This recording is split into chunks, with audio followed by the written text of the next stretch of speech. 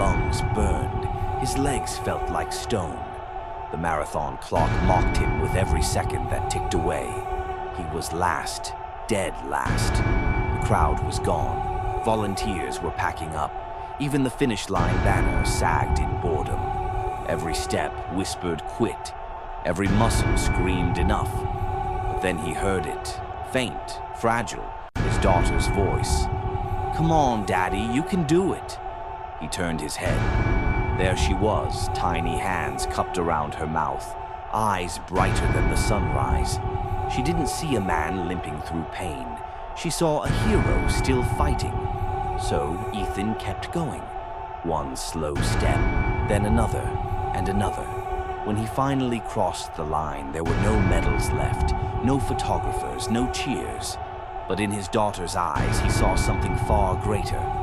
Proof that quitting is a choice, but so is finishing. And in that moment, Ethan realized, sometimes the victory isn't in winning.